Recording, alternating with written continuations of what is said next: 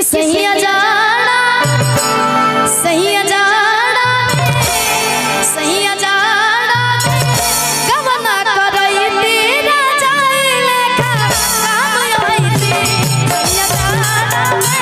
गवना करई तेरा जाए लेखा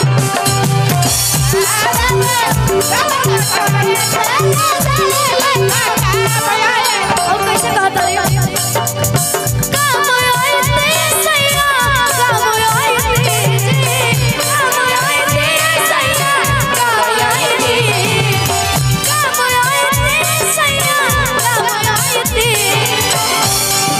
हाय देखा हाय देखा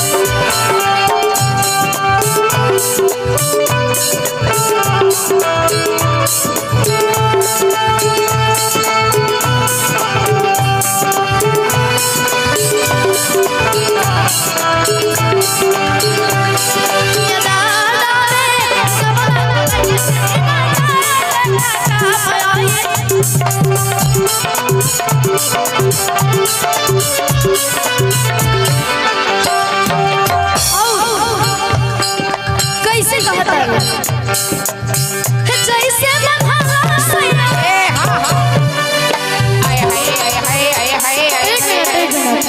हम चाहते हैं ये जब हम गईले रहे कैसे कि जैसे बंधा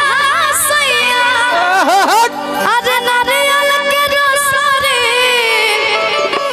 आयो सही फसैते आ टंगरी में टंगरे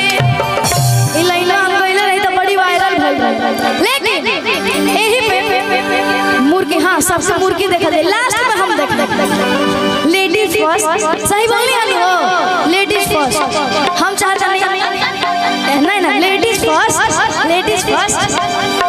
ये छोड़ा यार सबसे क्यूट आप हैं तो पहले आप। अच्छा सबसे ज्यादा क्यूट यहाँ पे कौन है ये लोग हैं कि हम जो लोग इनको मानता वो लोग हाथ उठाइए जरा जो लोग हमको क्यूट मानता वो लोग हाथ उठाइए जरा लेकिन पहले आप लोग करिएगा लास्ट में हम दिखाएंगे पहले आपकी बारी ना वहाँ मत जाइए यहीं पे आगे आ जाइए पहले आप सबसे हाइट में भी बढ़ी है इसलिए पहले आप ठीक है चलिए कि जैसे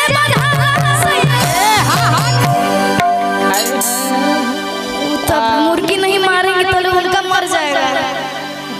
कैसे कि जैसे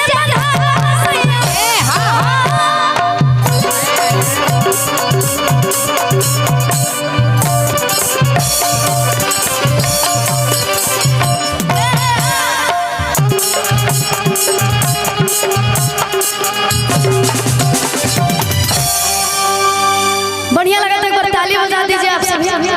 माने बढ़िया लगा था। अब हम चाहते हैं हाँ जी blue blue blue blue blue blue आप आ जाइए थोड़ा हाँ आप आइए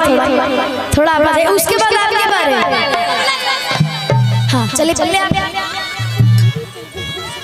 पहले आप कर लीजिए कि जैसे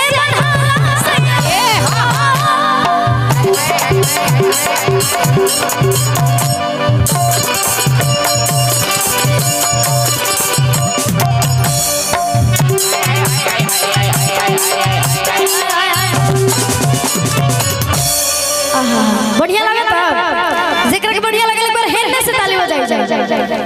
वाह अब अपनी भाभी सॉरी भाभी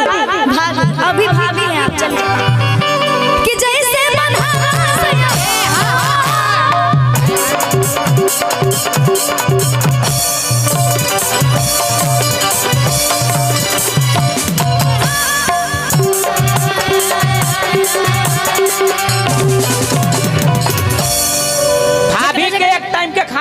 लीजिए। हाँ भाभी के खाना अब भाभी का देवर का अच्छा ठीक है कैसे कहेंगे कि जैसे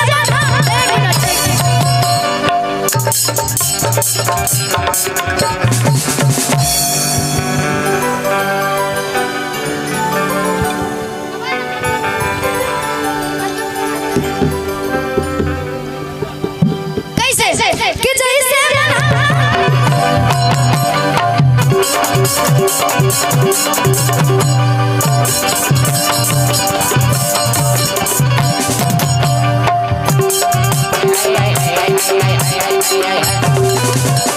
अच्छा हमार जेकरा बढ़िया लगल तो चारों तरफ से ताली बजावे के चाहिए जेकरा जेकरा बढ़िया लगल कैसे कहेंगे कि जैसे बंधा सैया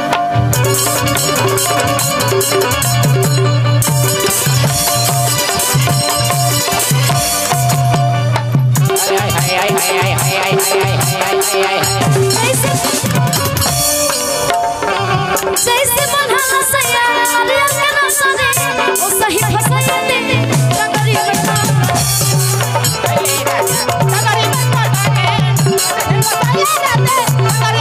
जैसे बंधा सैया अरे केना सने ओ सही फसाते टंगरी